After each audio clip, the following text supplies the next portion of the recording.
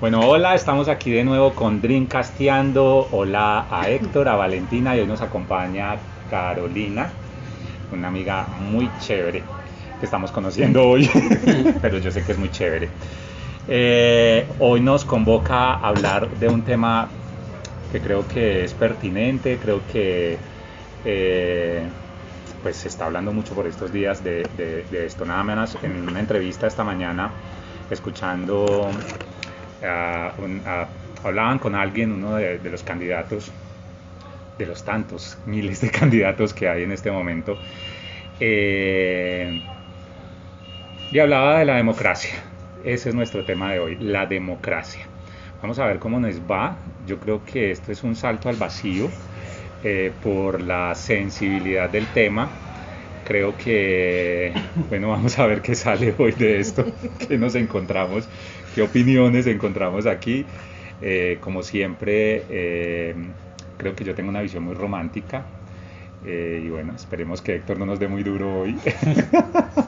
No nos aterrice. Yo no, los hechos. No nos deje caer muy duro. O sea, si nos va a dar una pena brutal. Sí. A mí ya me da miedo hablar. Ya con eso. Sí, no sé. Héctor ya me dio miedo. Bueno, la democracia. ¿Qué creo yo de la democracia para iniciar? Pues que creo que va mucho más allá de un tema político, de un tema de elección, es decir, normalmente aparece este concepto de la democracia en nuestro país, particularmente cuando pues estamos en procesos de elección, ¿no? A cualquier, digamos, a cualquier nivel, presidencial, congreso, alcaldías, gobernaciones, consejos, asambleas, en fin.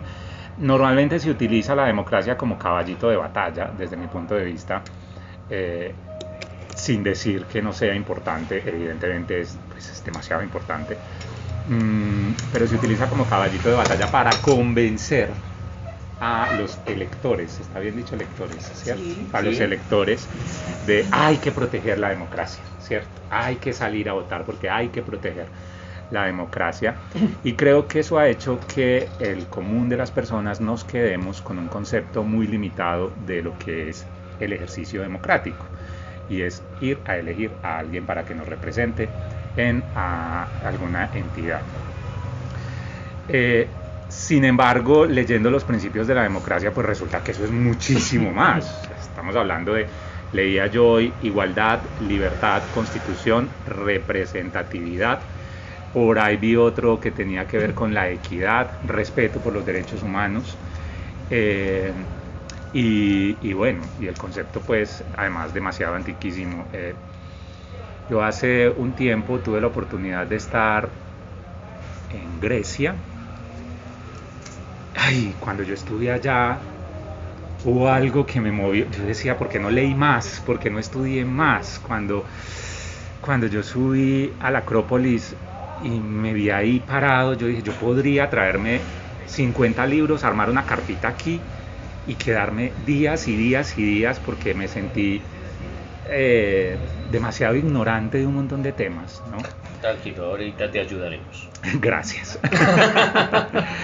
Entonces, cuando sale el tema de democracia, mi mente se fue, sí, trajo como ese recuerdo de ese día que estaba ahí, que tuve esa sensación de haber necesitado leer más, aprender más, sobre todo para sentir mucho ese espacio. Y aquí sale el Oscar romántico para los que somos tan místicos, y es que sí hay una energía ahí particular, o sea, una cosa que a mí me movió demasiado, y yo bajé de allá diciendo, me faltó leer más. Creo que incluso subí una publicación en redes sociales en su momento y dije, me faltó leer más, tengo que volver aquí. Creo que sabiendo lo que sabe Héctor, tengo que volver. Yo sé es nada prácticamente. Porque de verdad, pues digamos que esa es la cuna de la democracia, ¿cierto? Entonces, entender como todo ese concepto que es mucho más amplio y que está lleno de un montón de principios, creo que es importante para que esto trascienda a simplemente un proceso electoral, ¿sí? Es como lo que creo. Y viéndolo desde ahí, hoy pensaba en algo, pues entonces lo debería uno aplicar, no sé, como estilo de vida, en su casa, con sus amigos, cuando pensamos en esos principios de libertad, igualdad, representatividad, respeto por la opinión del otro. Bueno, también creo que se ha desdibujado demasiado por las dinámicas también de las complejidades humanas. Y bueno, ese es el tema que tenemos hoy. ¿Qué opina nuestra compañera Valentina? O sea, Héctor todavía no, porque él no se aterriza ¿todavía ahorita. No, él no se aterriza. no, yo tengo que esperar. Sí. ¿Tú tienes que esperar qué? Algo, la señal, como en las películas señal. de acción. Te vas a dar cuenta que yo llegué, ¿por qué? Pues no sé, vas a ver una señal. Entonces vamos. Por el... Exacto, la humareda negra. y Ajá, todo. claro. La bomba de humo. Bueno, no, la democracia. Sí, exactamente. Es parte de la tristeza que tenemos de pronto en los últimos tiempos acerca del concepto que en realidad debería evocar la democracia, ¿no? Entonces nos acordamos de la democracia cada que hay elecciones, ¿cierto? Y efectivamente, como decía Oscar, la democracia tiene un concepto supremamente amplio y además de eso tan trascendental, que sobre ese concepto está basado, digamos, como todo el sistema político y general de nuestro estado, por ejemplo, ¿sí? Y es así porque precisamente ese concepto de democracia, pues precisamente le otorga al pueblo el poder, ¿no? El poder de una cantidad de cosas inimaginables que reúnen los principios que ahora más o menos nombraste, ¿no? El tema de la libertad, el tema de la representatividad, el tema de la igualdad, el tema de la justicia, pero a mí siempre me gusta como devolverme un poco a la etimología de las cosas porque me parece supremamente importante cuando hablamos, por ejemplo, de conceptos de este tipo, ¿no? Y de este calibre también. Y precisamente la etimología de esa palabra democracia es demos, que es pueblo, ¿sí? Y es gracia de lo que sería, digamos, como la gobernanza y el poder que se le da al pueblo. Entonces, a través de toda esa evolución, de todo ese concepto, que se incluyen en esa cantidad de principios que obviamente más adelante resolveremos en el transcurso de la conversación, viene también la Valentina romántica. y es porque me pasa algo. Cuando yo empecé a estudiar Derecho, una de las materias que a mí me cautivó un montón fue constitucional, precisamente por ese concepto y ese, digamos, trascender que se le da al poder del pueblo, ¿no?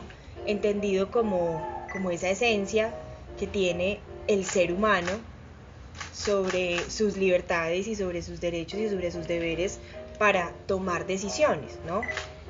Que en últimas termina siendo el deber ser de lo que somos como sociedad. Listo.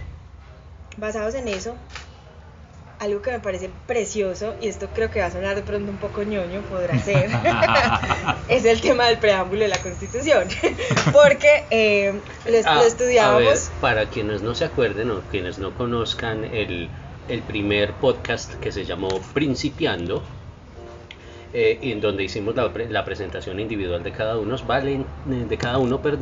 Valentina es abogada. Entonces, claro, que ama más, que, mejor dicho, en mi casa hay huevos, leche en la nevera y funda termoencogible en el taller. No puede faltar esas tres cosas en el taller. En el caso de ella no puede faltar la leche, los huevos, el vino y la Constitución. Entonces, nada Exacto, que hacer. sí. Pues yo soy contador, pero a mí yo no tengo el estatuto tributario. No, pero sí. Bueno, por ejemplo. Y como que yo diga, ay, qué dicha amanecer leyendo el estatuto tributario. ¡Qué hermosura! No, ¡Qué hermosura ese estatuto tributario! ¿Qué es esa belleza, ese articulito que hay adelante? No. Pero esa emoción sí la logra la Constitución sobre Valentina. ¿Qué hacemos? Sí. Pero sabes que yo creo que en todos, no. A Héctor Es la que Constitución para me allá parece muy voy. bella. Es que para allá voy. Si fuera un poquito más sucinta, es decir, tuviera unos 200 artículos menos, tal vez. No, pero mira que con todos los problemas que hemos tenido como sociedad colombiana y una cantidad de cosas, pues, históricamente hablando, la Constitución debería traernos, digamos, como ese romanticismo a todos, ¿no? Porque de hecho nuestra constitución es una constitución supremamente linda, es una constitución supremamente completa, integral, en el sentido en el que, como dije anteriormente, reúne como el deber ser de lo que tendríamos que tener como sociedad, ¿no? Y en ese preámbulo de esa constitución, precisamente, está la definición perfecta de lo que es la democracia. Y en ese preámbulo de la constitución, perfecta, digamos, para la definición de la que estoy hablando. No, y está perfecto para ti. O sea, ¿cuál es el problema? Cierto, pues. Mira que yo me para prometí, mí.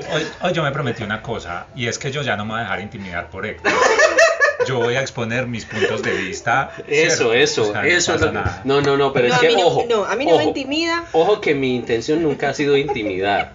Mi intención es simplemente poner en contexto las cosas que hay que poner en contexto. No, pero lo que hablábamos, de eso se trata, ¿cierto? De que cada uno exponga sus puntos de vista, y Héctor ha sido muy libre en exponerlos, y mi ego se estaba alcanzando como a retraer un poco, como que, ay, no, entonces yo ya era hablando y como que miraba a Héctor a ver qué me decía, y yo, ¿cómo así? ¿Qué es esto, cierto? Bueno, siguiendo con eso, ese preámbulo de la Constitución me parece a mí que es la esencia, digamos, como tal de lo que sería la democracia, y solamente voy a leer una partecita, y es en ejercicio de su poder soberano, y es que empieza diciendo el pueblo de Colombia en ejercicio de su poder soberano, ¿sí? Entonces, esa oración, es decir, ese conjunto de palabras que vemos ahí, es en realidad todo el concepto de democracia, porque en realidad lo que busca la democracia es que el pueblo tome por sí sus herramientas para poder hacer valer los derechos y para además, digamos, poner en práctica los deberes, ¿no? Y es, digamos, como empieza esa carta de navegación que termina siendo la Constitución, la carta de navegación que en realidad no porque yo sea abogada o no porque solamente lo debamos conocer nosotros como profesionales del derecho, sino en realidad todo el mundo debería conocer, pero además de eso, enamorarse un poco, poniéndole el tema romántico de lo que es la Constitución, porque si yo necesito defender algo o saber algo en este marco de derechos o en este sistema de derechos, está ahí, y a la gente se le olvida todo el tiempo. Es decir, no le damos la importancia que merece tener esa carta de navegación, primero, y no le damos la importancia, tal vez por esa razón, que debe tener la democracia, ¿sí? Por eso nos acordamos de ella cada que hay elecciones, cada que empezamos a escuchar por ahí cuñas radiales sin sentido. Publicidad política pagada. Exactamente. Y definitivamente el desconocimiento de ese manual y de lo que debe ser la democracia es una de las cosas que culturalmente e históricamente nos tienen tan llevados como nos tienen, ¿sí? Así quiero empezar esta conversación. Yo ahí quiero hacer una anotación con lo que estaba hablando Valentina, y lo decía ahorita al inicio. Se convierte en uno de los caballitos de batalla de las personas que están en campaña política en los momentos de elecciones. Hay que proteger la democracia, ¿no? Hay que cuidar todo esto, hay que salir, hay que no sé qué. Y aquí, sin generalizar, porque ni más faltaba, y quiero dejar claro, porque además me interesa dejarlo claro en este podcast para todos los que nos escuchan, yo la verdad no tengo ninguna tendencia política marcada, no. Soy más de personas y de candidatos que de partidos políticos. En ese orden de ideas, pues cuando hago el ejercicio de mi derecho al voto, lo hago por esa persona que de alguna manera me convence en lo que alcanzo a ver, ¿cierto? En su discurso, en sus planes, en todo esto. Dejando esto claro y sin generalizar, porque además también debo reconocer que conozco personas que trabajan en el sector público y que son servidores públicos y que han sido elegidos por elección popular, que desde mi punto de vista hacen las cosas bien. Dejando claro cerrando este paréntesis, iba a decir que la democracia en elecciones se vuelve un caballito de batalla y entonces se reduce a simplemente el poder que tenemos los ciudadanos de una región para elegir a alguien que nos represente, pero que una vez son elegidos, a algunos les conviene que se nos olvide la democracia.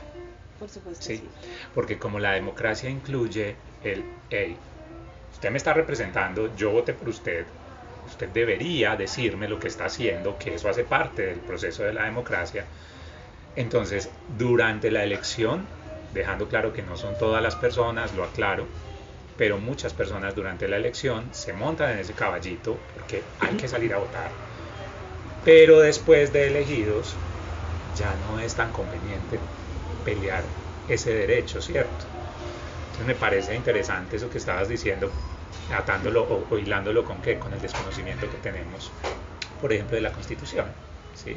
Y ahora lo decíamos jocosamente, mi pregrado es contador público, pero pues ustedes lo saben, yo soy más contador de historias que contador de impuestos. Sí, cuando me hacen una pregunta de impuestos, yo digo, consigamos un contador para los dos. ¿Sí? Conozco a alguien. Yo conozco a alguien que nos puede ayudar a los dos. Sin embargo, no creo que sea tan apasionante, me disculparán los contadores y las contadoras, leer el estatuto tributario como si puede ser leer la Constitución. Sí creo que es que además no solo es un derecho, es que deberíamos, es un deber saberlo, ¿cierto? Correcto. Porque además tienes razón, tiene unos apartes demasiado bellos, ¿cierto? Uno dice, uy, ahí sí se evidencia cómo deberíamos construir los tejidos sociales. No, y es que además es muy melancólico, sobre todo cuando uno la va leyendo y se da cuenta que eso no se cumple. Entonces eso es más triste todavía, porque entonces tú vas leyendo unos apartes, como dices tú, bellísimos, donde todas las personas nacen iguales ante la ley, ¿no? Y tú dices, sí, qué poder, ¿no? Pero pues eso no funciona, ¿no? Por lo menos en las mayorías no funciona. Y eso pues obviamente tiene, digamos, una trascendencia mucho más allá de que no funcionan porque venimos con un chip de hace muchísimo tiempo de que no nos importa, de que somos asistencialistas, de que el político de turno, más bien el politiquero de turno, porque esa es otra... Esa es otra. Ese es otro concepto bien manoseado, ¿no? El tema del concepto real de política y el tema del concepto amañado de lo que es ahora la politiquería, ¿no? Entonces viene el politiquero de turno a decirle a una persona pues que claramente nunca ha leído la Constitución y no sabe a qué tiene derecho y tampoco sabe a qué tiene deberes, pues venga, no, tranquilo que tome estos 50.000 pesos y vote por mí, porque...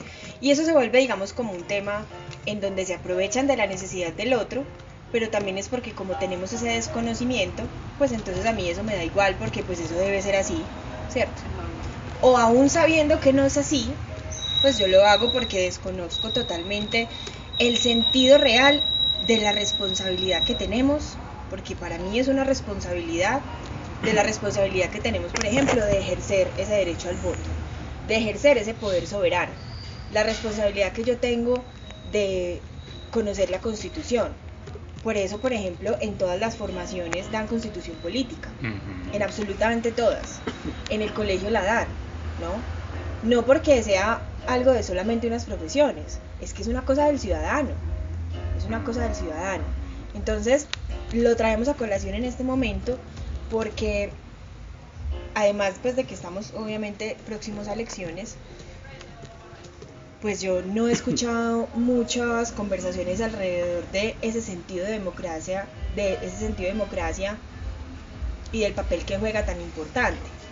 Entonces los debates están, digamos, como encaminados a escuchar a los próximos,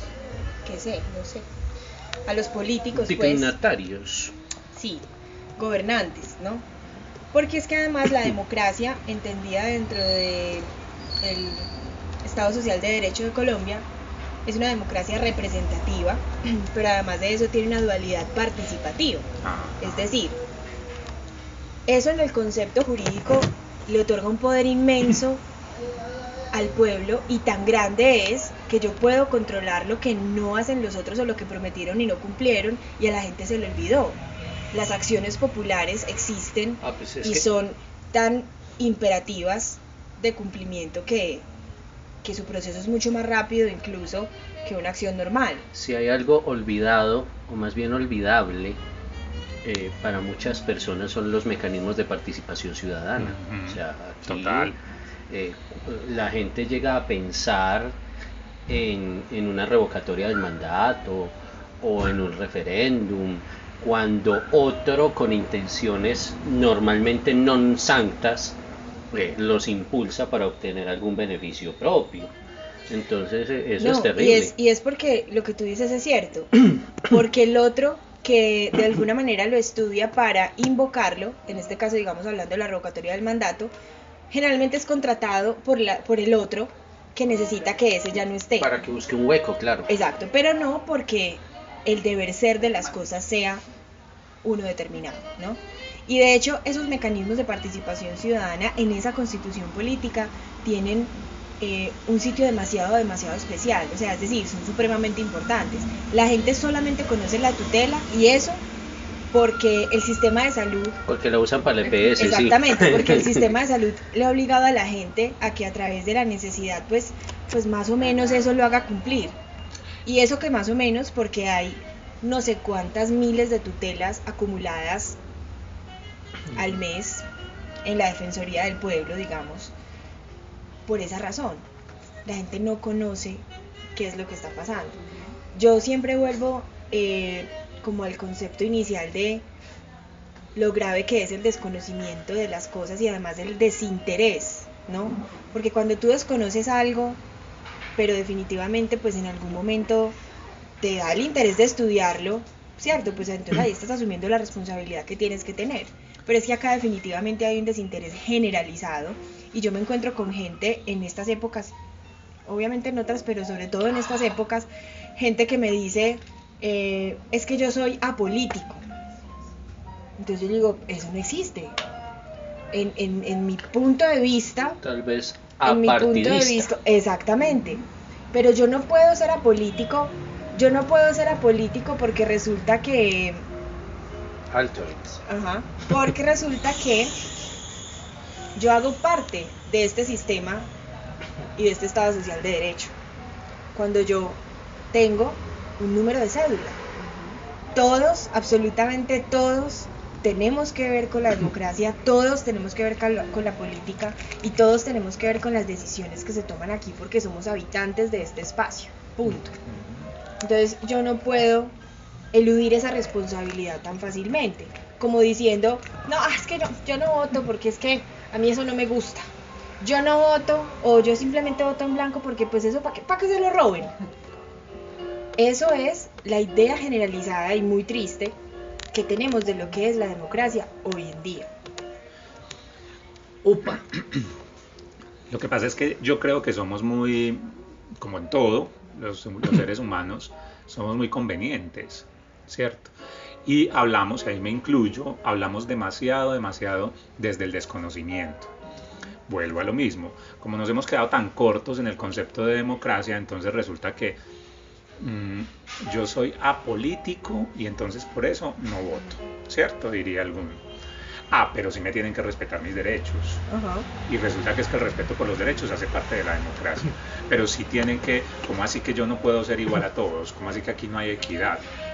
Pero es que estás diciendo que no haces parte de ese mecanismo y sí estás pidiendo un montón de cosas que componen ese mecanismo, ¿cierto? Pues sí, es que en nuestra cultura llega el vendaval y se le lleva las tejas mal amarradas porque las tenían mal amarradas en el techo.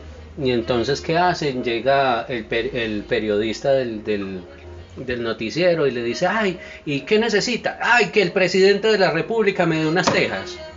Entonces, es tal el nivel de perdición conceptual y realista en la que estamos dentro de nuestro sistema democrático, que simplemente no sabemos dónde estamos parados y a quién le corresponde hacer qué, y qué es mi responsabilidad y qué es mi derecho, y hasta dónde es uno susceptible de exigir, porque lastimosamente nos volvimos unos exigidores profesionales en lugar de unos respetadores o de unos constructores profesionales. No, además porque es que nos volvimos unos exigidores profesionales, como decía Héctor, porque entonces ese desconocimiento también va de la mano con que no sabemos que nos otorga también esa Constitución y esas leyes, digamos, por las cuales nos rigen, un tema de corresponsabilidad. Todo el sistema jurídico colombiano está edificado bajo los términos de la corresponsabilidad entre Estado, sociedad y entidades no gubernamentales, bueno, en fin, todo lo que de ahí se desprende, ¿sí? Organizaciones. Pues es que un Estado moderno, utilizando la palabreja porque eso desapareció por allá en los 70, debería estar fundamentado en la triple hélice, ¿no? Que es el gobierno, el Estado, la academia y el sector productivo. Si esas tres fuerzas se logran integrar, pues hay un país desarrollado, o al menos en unas vías de desarrollo en alguna medida prometedoras. ¿Qué sucede? Que en como estamos, y esto lo hablábamos en el asunto, al menos lo hablaba yo en el asunto de la labor social, hay gente que se queda por fuera de ese esquema. Y entonces no pertenece ni al sector educativo, ni al sector gobierno, ni al sector productivo. Está, excúsenme la palabra si alguno de ustedes lo es y lo sabe pero no lo dice, parasitando a los otros tres sectores. ¿Sí? Claro, está esperando, exacto, que le sentado, den, exigiendo, sin hacer absolutamente nada. Entonces está sentado esperando, sin votar además, está esperando en total desconocimiento, pero más de eso, en total desinterés, que el Estado todo se lo dé. Y entonces ahí vamos y decimos, ay, pero es que, claro, acá se roban todo y acá no nos dan nada porque pa. Entonces ahí volvemos a lo que hablábamos en el episodio de la labor social de venga, ¿y usted qué está haciendo aquí? O sea, ¿usted qué está haciendo por su sociedad? ¿Dónde está su corresponsabilidad? ¿Usted qué aporte le está dando a...? Porque si su mínimo aporte, que es ir a votar, y votar no bien, lo ¿no? hace, Y exacto, hacerlo, pues, o lo hace convicción. porque le dieron exacto, dos y tejas sin convicción, para no amarrarlas. pues entonces, qué pena, pero usted no es apolítico, usted lo que es un... Echao. Iba a decir una grosería, pero no se puede. Un echao. Un pi, ¿cierto? Un pi. Sí.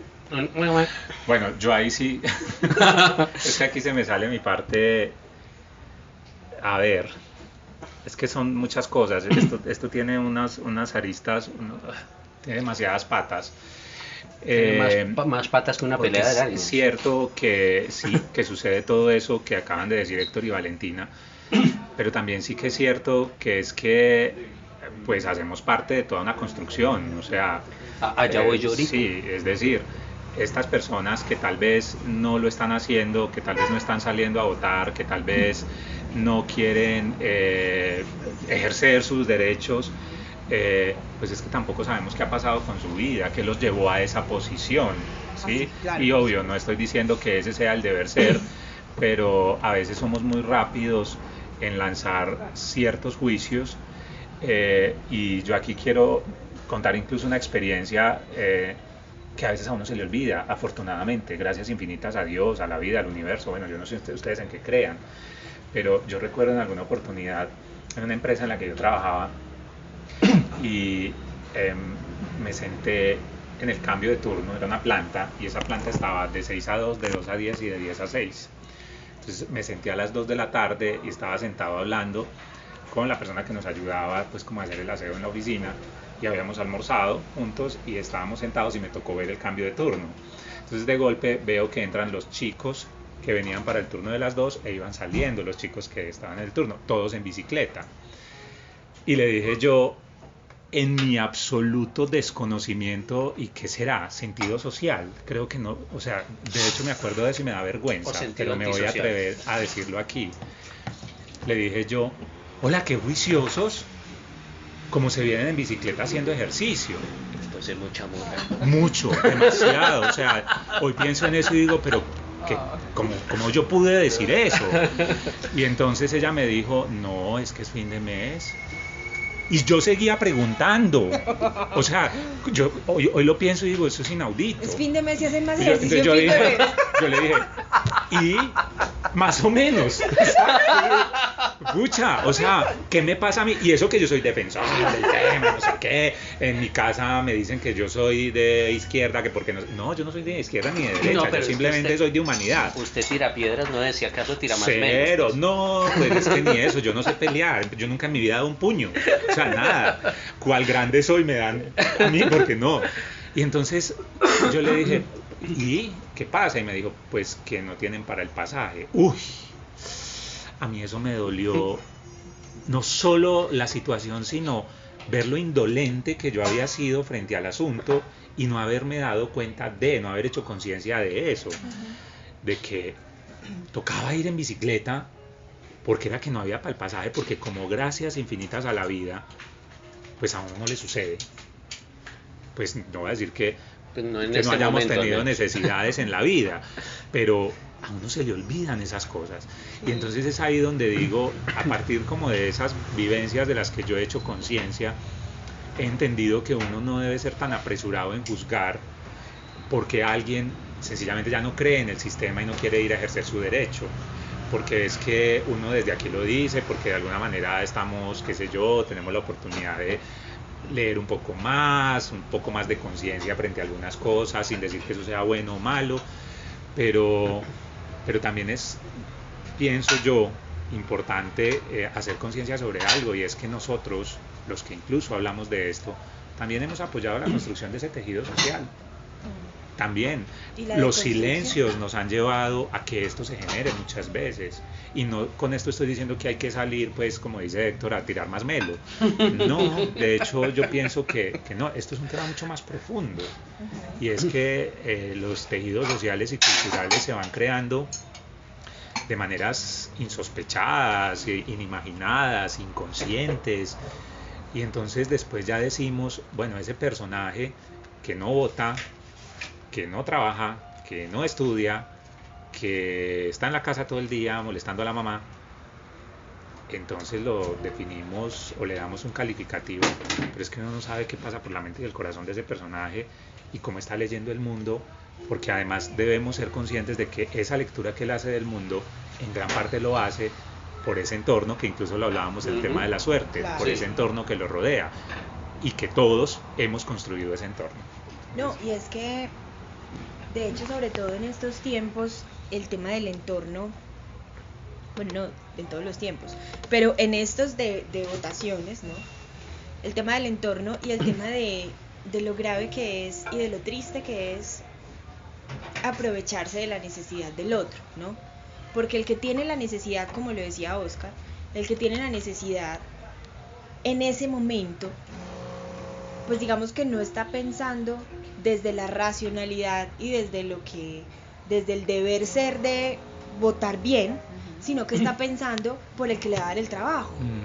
Y eso se ha vuelto un tema definitivamente histórico y es lo que ha definido el presente, lo que ha pasado y además lo que viene, ¿no? Entonces, siempre repetimos mucho, hagamos la labor de estudiar por quién votamos, pero en realidad lo que está pasando es, no, yo tengo que votar por esta persona porque esta persona me da el trabajo, y es que yo no me puedo quedar sin trabajar, ¿no? Entonces, lastimosamente, los que no conocen cuando llegan al poder lo que se debe hacer, o más bien de pronto sí lo conocen, pero obviamente van detrás de una cantidad de cosas como mucho más superficiales y mucho más individuales, pues obviamente se aprovechan de eso. Entonces les queda de papayazo pedirle 30 votos a una persona, porque pues si no, entonces no le puedo dar contrato, hermano, porque está acá trabajando, ¿cierto? Y ya está. Lo que tú decías ahora, había un candidato hace muchos años, que obviamente no voy a decir el nombre, que hacía unas cosas que se llamaban consejos de seguridad, y entonces él iba por todo el país, ¿Será que se necesita Exacto. decir quién? Iba Menos por mal todo no el dijo el país. nombre. Exacto. Iba por todo el país y entonces Uno que cuida 3 huevitos. uno que quiere, no voy a decir, mentira, no. Iba por todo el país recorriendo pues digamos como las zonas en las que estaban puestos los consejos de seguridad, y ahí entonces digamos una persona, un líder de un barrio le decía, mira doctor, lo que pasa es que esta calle es una calle supremamente insegura porque no tiene luz. Y entonces él fácilmente le contestaba, está bien, estamos recepcionando su petición, mañana vamos a construir o vamos, no sé, a invertir en el acueducto. Entonces nada tenía que ver una cosa con la otra exactamente, y la gente hacía la cara que acaba de decir Héctor. Hubieran visto mi cara. Hubieran visto la cara, y aún la gente, sabiendo que no tiene nada que ver una cosa con la otra, decía, ay, muchas gracias, porque eso no era lo que necesitábamos, Pero fue algo. Y entonces hemos acuñado a través de la historia unas frases tan, no sé, tristes también, como las de, sí, él robó, pero hizo algo. Sí, este tal par cual pasó por aquí y robó esto y lo otro, pero pues dejó una avenida. Y eso ya se nos volvió normal, ¿no? Y eso es uno de los buenos gobernantes. Y ese es uno de los que a través de las elecciones, del ejercicio, del pueblo, del poder soberano, llegaron y entonces simplemente hicieron cosas porque pues, sí, pues todo el mundo roba. Pero pues por lo menos que hagan algo. Bueno, esa es mi señal. Bueno, es tu señal. una cosa súper interesante que veo hoy es que hoy no están tan concentrados en los arcoíris y los caballitos rosados y esas cosas. Los veo hablando con dolor de patria, eso es una maravilla. Bueno, miren. Hablemos de los antecedentes, ¿cierto? Se me ocurren 3 cosas en las que podemos enmarcar esto que he escuchado hasta ahora, y esas 3 cosas son: una, el concepto de democracia, el origen de la palabra democracia y la mancha fatal que trae la democracia desde sus inicios. La democracia está viciada desde su propia creación. No, ahorita, guárdame el pedacito porque estoy... Entraste en materia. Ajá. Entraste en materia. Entonces, hablemos de eso, vea. Siglo VI antes de Cristo. Ustedes imagínense un montón de gente que iba y venía por esa Grecia súper romántica y súper intelectual de la que se enamoró tan profundamente Oscar cuando estuvo. Para allá y para acá, con toguitas, tin, en medio de... Maticas en la cabeza. No, maticas en la cabeza, no. No, las maticas sí. No, las maticas, las hojas de laurel estaban en Roma y estaban reservadas para los dignatarios, específicamente para el emperador y a algunos senadores. Pero bueno, entonces... Para Claudio Latembao. Para Claudio Latembao. No, pero no era Tembao. Usted dijo que era Tembao. Sí, pero también dije que fue uno de los mejores escritores del siglo I. Solo tenía cara de Tembao. Exacto. Y a veces era Tembao. Caminaba como Atembao. Tenía cara de Exacto. Atembao. Y se ponía chaquetas de Atembao. Bueno, pero entonces pillen pues. Resulta que corría el siglo VI antes de Cristo ahí en Atenas, en esa Atenas toda bonitica, cuando estaba nuevo todo, ¿no? No así como está ahora. Entonces resulta que un señor por encargo, que era arconte, que era uno de los cargos de dignidad más grandes en Grecia, de nombre Clístenes, se propone establecer un sistema de gobierno que ya no dependiera de la aristocracia, porque los griegos empezaron a darse cuenta que el sistema de gobierno aristocrático era una berraquera para llevarlos al papayo, pues, o sea, para llevarlos al otro lado. Entonces se había hecho un primer esfuerzo, que era establecer una estratificación de la participación de las personas. Lastimosamente no recuerdo el nombre de quien lo creó, en la que se crearon 4 clases sociales. A ver, 2, 3, 4 clases sociales. En esas 4 clases sociales, los primeros y los segundos podían participar de los estamentos de gobierno. de los consejos y podían tomar decisiones. Los terceros podían participar la tercera capa de la sociedad podía participar en el ejército en la calidad de hoplitas, es decir, de esos que vemos en la película 300, así con los abdominales hechos con CGI, pero sin CGI, y enfrentando pues todas las idas y venidas del destino. Y finalmente los tetés, o los tetes, que era el pueblo raso, que podía participar en el ejército, que era el máximo ente pues en el estado griego, como infantería, es decir, la carne de cañón, aun cuando no existían los cañones todavía prácticamente. Bien, entonces le encargan a Clístenes que dé un pasito más allá en eso, y él dice, no, momentito, o sea, ¿cómo vamos a coger a toda la gente y la vamos a dividir en cuánta plata tiene?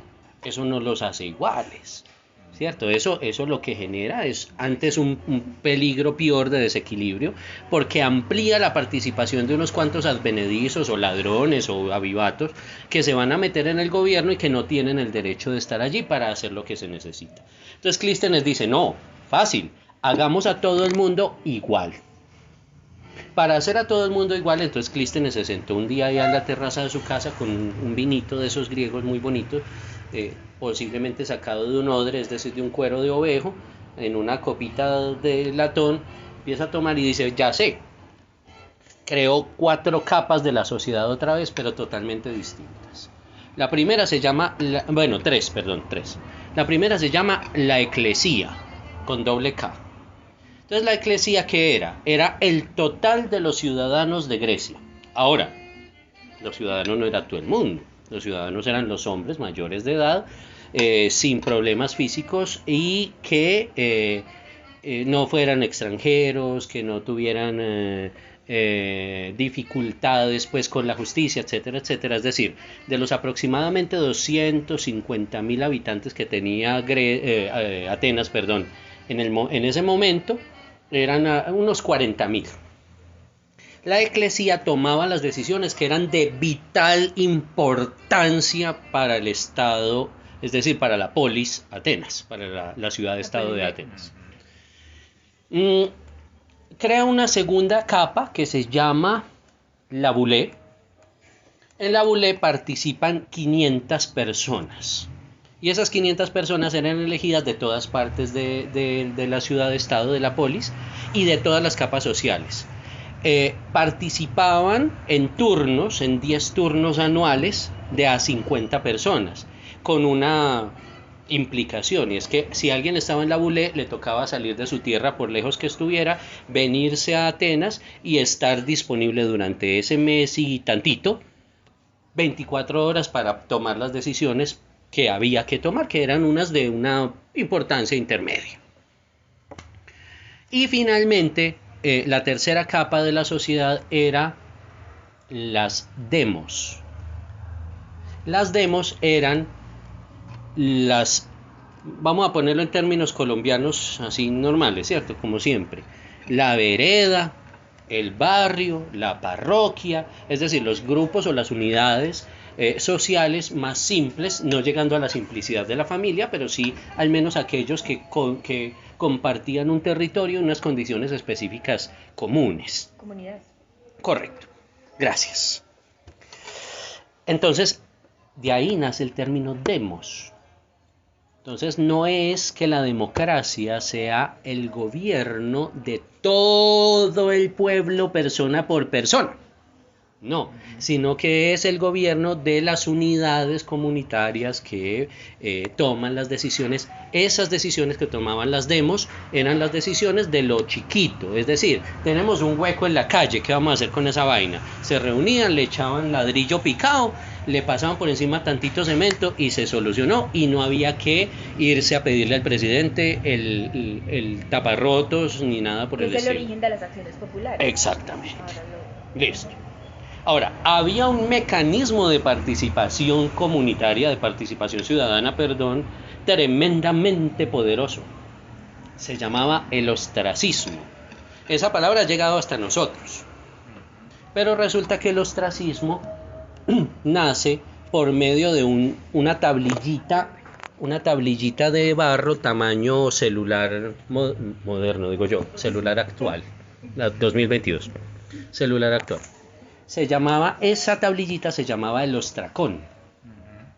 Y en el ostracón se escribía el nombre de la persona que la comunidad, en el nivel que fuera, sobre todo en la eclesía, se consideraba que debía ser desterrada porque constituía un peligro para el Estado.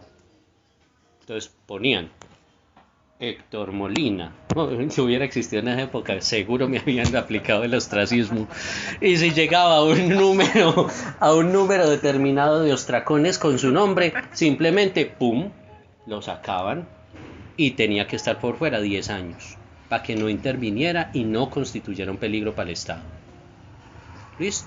Bueno, entonces llega este Clístenes y dice, listo, vamos a trabajar así. Perfecto, entonces empieza a trabajar así. Y resulta que justo en ese momento aparece Darío. Darío el primero, el persa. Y les dice, muchachos, ¿cómo les parece que los voy a invadir y los voy a esclavizar? Entonces se presentó en todas las... Mandó, pues no se presentó en vivo. Mandó, pues y menos en concierto. Se presentó a través de sus emisarios. Me imaginaría En todas, exacto. Mucho gusto. Mucho gusto, Darío. Sí, Darío primero el Grande. A través de sus emisarios en todas las polis griegas del lado de Asia Menor y de el Egeo, o sea, todo el oriente, si se pudiera llamar así, de la Grecia, y en la costa occidental del Asia Menor.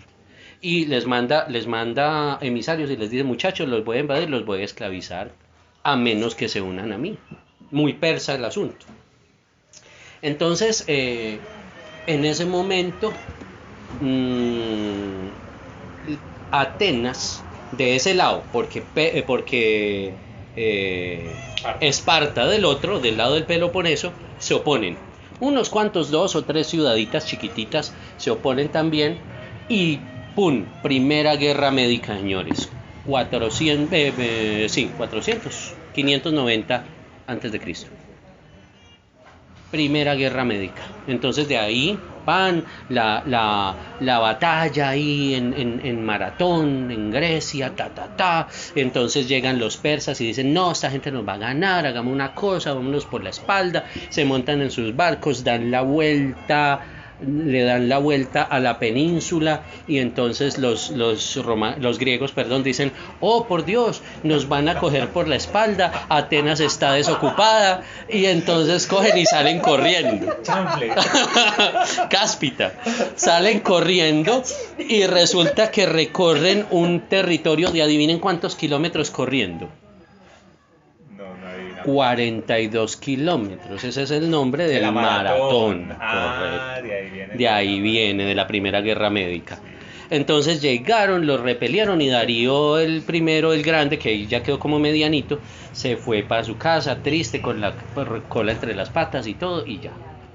No, mentiras, no los puedes creer. Sí, siempre no. Tranquilo. Siempre no, esta gente es como bravita.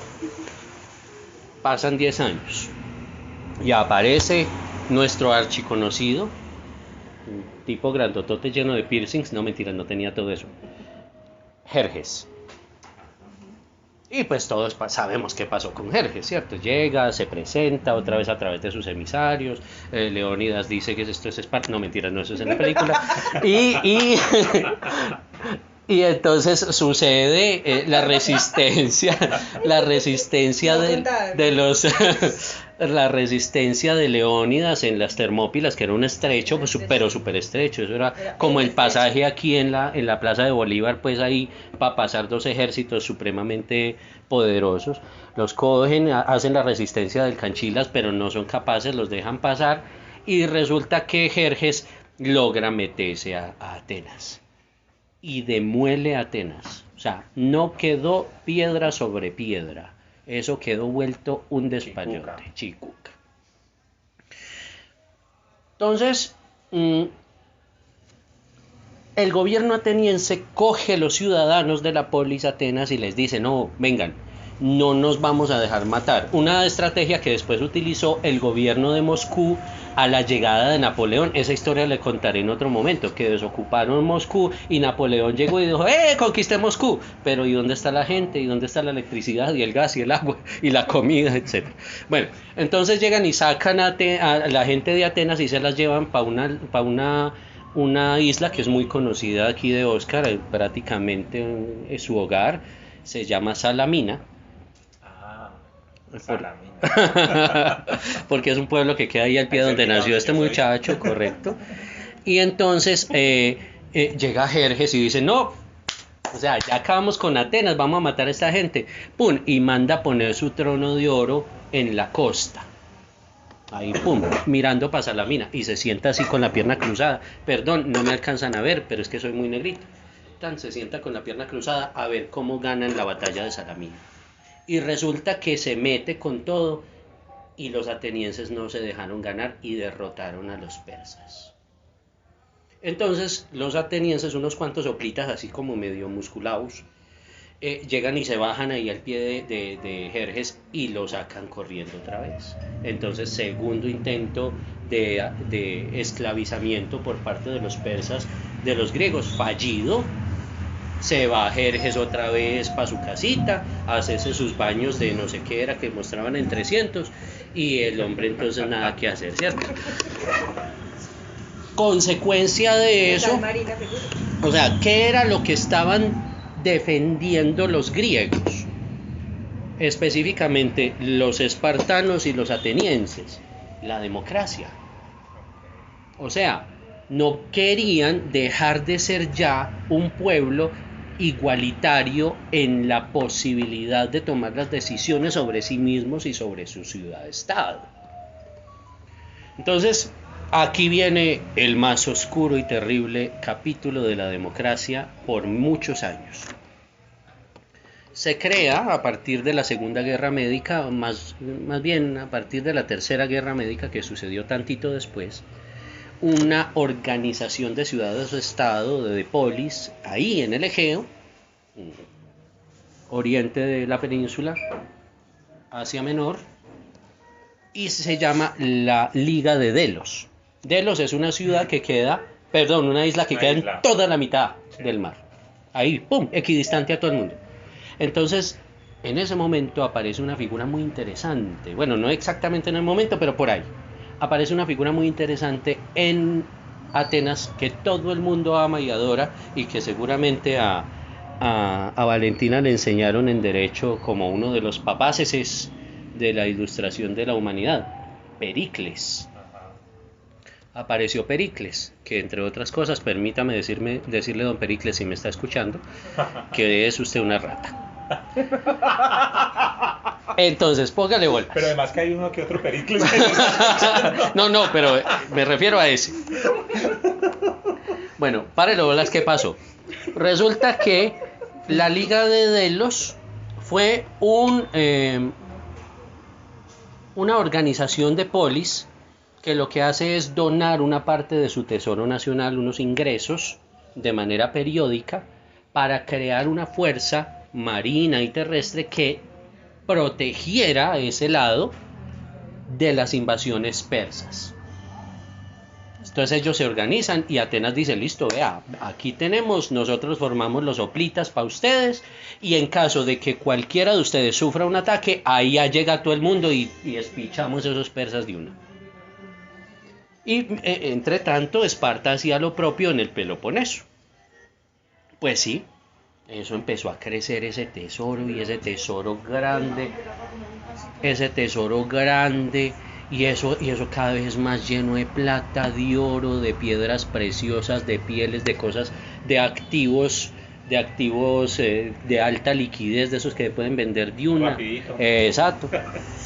Y entonces llega en un momento Pericles y dice, momentito, esa democracia de Clístenes es lo más de bonita, pero tenemos un problema. Y lo planteó. Tenemos un problema grandísimo. Lo planteó en Atenas, ojo. Que esta gente que se nos viene de los campos, que se nos viene de las fábricas entre comillas, que se nos viene de las casas artesanales, etcétera, viene a estar aquí como parte de la bulé, pierde sus ingresos durante el tiempo que están aquí. Entonces, en lugar de beneficiarlos, nosotros les estamos haciendo un daño. Ellos trabajan para el Estado, pero están trabajando gratis y su familia, entre tanto, está aguantando hambre allá donde se queda. ¿Qué vamos a hacer? Entonces llega Pericles y dice, no, pues muy sencillo, vamos a pagarle a esa gente. Y se constituye el primer estipendio económico o pago, no lo llamo salario porque el salario tiene que ver con la sal y es más tardío, Roma. El primer estipendio económico a cambio del servicio público. Bueno, todo va muy bien. Esa modo de democracia se llamó la democracia radical. Todo va súper. Hasta que Atenas, destrozada como estaba, empieza a sufrir problemas de liquidez. ¿Cierto? Bueno, ¿cómo que le vamos a pagar a esta gente y no tenemos ni para barrer las calles? ¿Qué hacemos? Entonces, Pericles se va para Delos y le dice a la Liga de Delos, oigan, no se les ocurre que este tesoro tan grande está como muy expuesto aquí. Y llegó y se lo echó debajo del brazo y dijo, no, caminen que en Atenas está más seguro. Y se llevó el tesoro. Empezó a sacar de allí plata para la democracia radical, para la burocracia, aunque el término es hijuepuchicamente más tardío, ¿no? Y de pronto llega y mira en la eclesía se había tomado la decisión de dejar todos los monumentos, los templos y todo así como lo había dejado Jerjes, como un amargo recuerdo de la invasión y de lo que ellos tenían que hacer para nacer de nuevo desde ahí. Pero este man dice, no, pues, a ver, la platica está ahí, no está haciendo nada. Vengan. Se peina. Sí, se peinó así. Se peinaba sí, así sí. Y se cogía la barbita. Y entonces, vengan, reconstruyamos este chuzo. Y empezaron a reconstruir. Y fuera de reconstruir, empezaron a montar un montón de templos de Atenea, la diosa tutelar de Atenas, pues para que los protegiera, porque ellos eran muy, muy vispados, pero también muy religiosos, lo cual no se contradice lo uno con lo otro, claro. Bien. Y es más, hasta se hizo un pequeñísimo monumento a él mismo, como de 15 metros de alto, una cosa muy humilde, y se malgastó el tesoro de la Liga de Delos, o sea, el primer atraco frontal al erario público en una democracia. Claro, la Liga de Delos, todas las ciudades, estados empiezan a protestar. Oye, Pericles, ¿qué pasó, hermano? ¿Cómo así que usted...? Yo pasándole plata, no tengo plata para pagarle a mis servidores públicos, pero usted sí le está pagando a los suyos. Vea, y esa estatua de oro de Atenea, ¿de dónde salió? ¿Usted de plata de dónde, si Jerjes se llevó hasta los corchos que había dentro de las botellas de vino mal abiertas? ¿Qué hacemos? ¿Qué pasó? Y empezaron todos a protestar, entonces cualquier ciudad-estado dijo, no, ¿sabe qué? Yo no me aguanto más esto y me voy. Y Pericles le dijo, hágale, váyase, pero lo declaro enemigo y lo invado. Se fue, lo declaró enemigo y lo invadió. Y así con 2 o 3 que intentaron salirse de la organización. Cualquier parecido con la realidad. Sembradío de democracia estilo ¿cierto? Sembradío de democracia estilo Y entonces, claro, llega esta gente y dice, no, pero es que estamos atrapados, o sea, nuestra plata se perdió, esta gente nos invade y nos descalabra y fuera de eso nos pone a tributar. Auxilio, Esparta, auxilio. Y entonces Esparta llega, recoge esas naciones, esas polis, esas ciudades-estado, y dice, ve, este otro jetón que se está creyendo. ¡Pum! Guerra del Peloponeso. Entonces, la democracia desde allá tiene esa mancha. Y es una mancha terrible. De hecho, la democracia No, eso ni el Vanish, ni el agua oxigenada pura, mejor dicho, ni la tijera del Chavo en el sombrero de Don Ramón le quita ese chicle embarrado a esa figura. Y tanto así que la democracia desapareció casi 2000 años del plano terrestre. se vino a restituir gracias a los que leyeron por allá que eso había funcionado.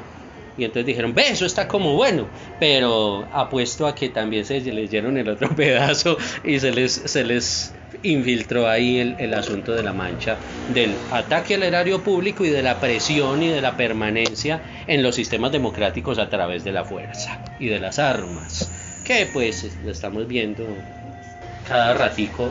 Bueno, ahorita con lo de Rusia y de Ucrania no es democracia propiamente, eso es un asunto de tradición histórica y de concepto histórico de patria, pero eso es para otro punto.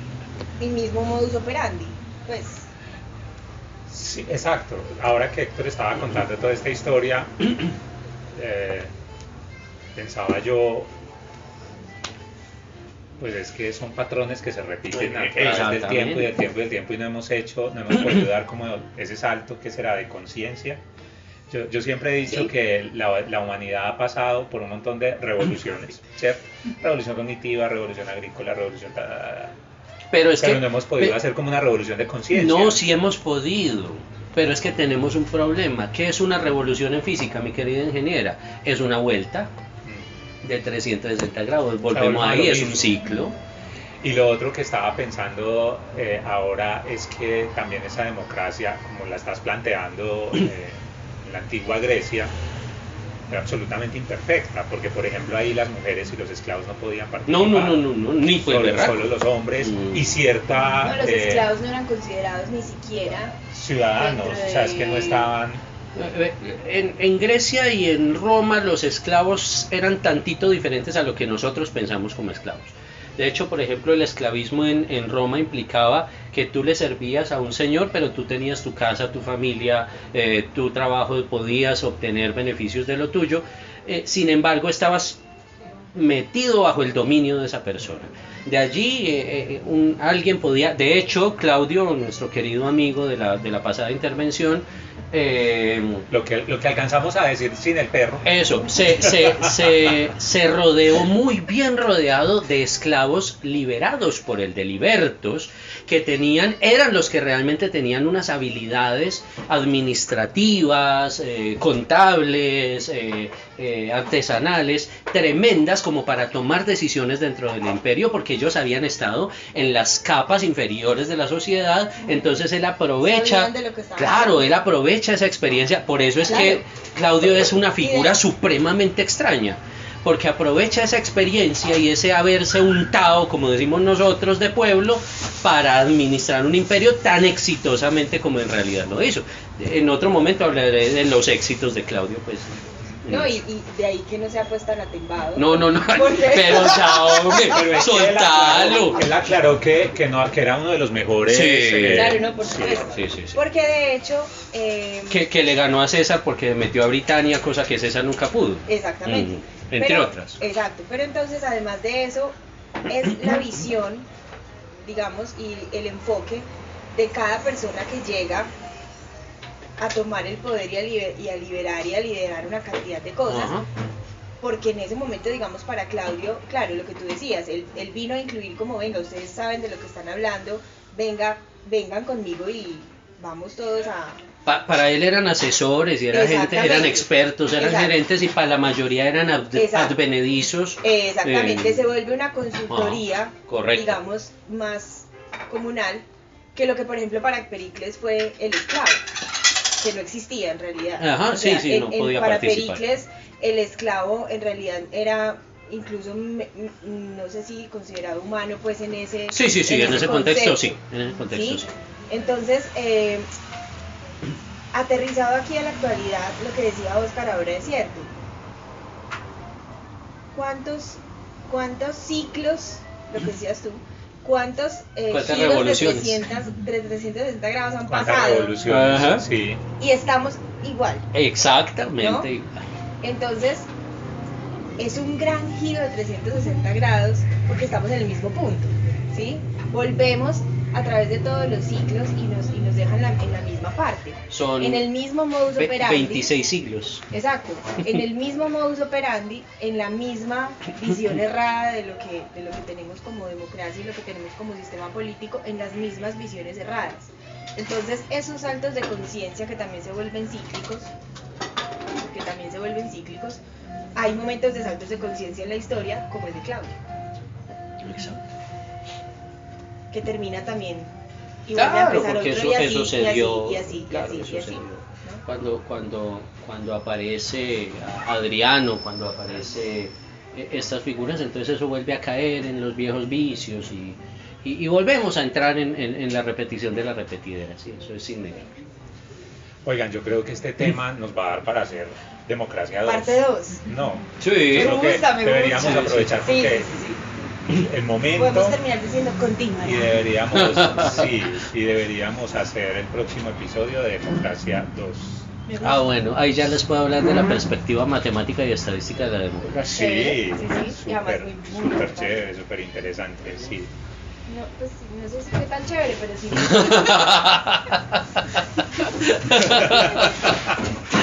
Yo pensé que usted estaba, o sea, yo pensé que usted hoy estaba con Héctor. No, Ah, por eso ya, digo, no, que bueno. no sé qué tan chévere, pero sí importante. ¿Algo más que quieran decir por hoy? Dale. No, yo creería que hoy no. No, está. Bueno, pues, ¿quién va a cerrar? ¿Valentina, Oscar? Usted tiene el micrófono en la mano, Bueno. mano. Pues nada, este tema, volvemos a lo mismo. Como todos los temas que abordamos, nos darían para muchos episodios de nuestros links. Pero de este habrá una de parte este habrá 2. una parte 2, el que sigue, interesante hacerlo y sí, chévere. Creo que las conclusiones las dejamos para el otro, ¿cierto? Sí. Tengámoslo en continuar. En realidad Hay sí mucho ahí continuará todavía. tres puntitos. Sí. Gracias a todos por escucharnos. Si llegaron hasta aquí, gracias. Suscríbanse. Suscríbanse a nuestro canal. Síganos también en Instagram, en la cuenta de Instagram, @dreamcasteando. Dele a la campanita para que le avise cuando salga el nuevo episodio. Cuando el Gracias algoritmo funcione. por soportar el episodio pasado Con el perrito. Estamos procurando buscar espacios más tranquilos. De hecho, Y hoy podemos sí. dar un agradecimiento Chévere. tremendo a un amigo un viejo amigo mío, Leonardo, en su café Lebrot, en la ciudad de Armenia, aquí a media cuadra de donde era antiguamente la Crónica del Quindío. Por su atención, por sus productos, toda una maravilla. Muchas gracias. No, y además de eso, quiero hacer una invitación adicional a suscribirse en todo el tema, a comentar. Me parecería muy chévere que las personas que nos den, que nos sigan en YouTube, en Instagram, en todas las redes sociales, también nos den la opinión, porque es que es chévere también conocer de todo esto que hablamos nosotros, De qué pronto piensa el otro. van y se aburren de lo que yo digo o tienen alguna corrección por Toda la hacer o lo libertad que sea. Sí, de claro. comentar lo que se les ocurra también. Sí, eso iba a decir y menos mal abrieron esta ventana porque ahora estaba hablando con una amiga y me dijo, quería comentarte algo, pero mejor te lo voy a decir por teléfono para no herir susceptibilidades, y era precisamente el ruido tan espantoso del perrito. del podcast pasado, del episodio pasado. Ahí hay nada. que hacer una aclaración. Yo intenté filtrar todo eso, pero teníamos una interferencia de frecuencias brutal. Limpiaba una y se me descalabraba la otra cosa, y limpiaba la otra cosa y se me descalabraba la voz de entonces no pude hacer prácticamente nada. No, y la idea también es que, pues yo diría que como que el sello que queremos que nos identifique es esto, que estamos en un sitio donde puede suceder Lo que sea. lo que sea, ¿cierto? Yo creo que sí, eso va muy de la mano con nuestro eslogan de En Construcción, porque aunque nosotros le ponemos obviamente todo el empeño a las conversaciones que hacemos, porque pues esto no es tan improvisado como creerían ustedes, parte de eso que no sabemos qué va a pasar cuando llegamos a grabar es lo que queremos dejar como sello, ¿sí? Dreamcasteando es un podcast que siempre está en construcción, entonces eso me gusta, aún con el perro. Bueno, pues de todas maneras, gracias por el sí. Porque de verdad que sí, varias personas, por lo menos en mi caso, comentaron el tema. Así que qué rico que sigan aquí, qué rico que hayan llegado hasta este punto. Y las conclusiones y el episodio 2 en Breve. breve. Un abrazo y chao.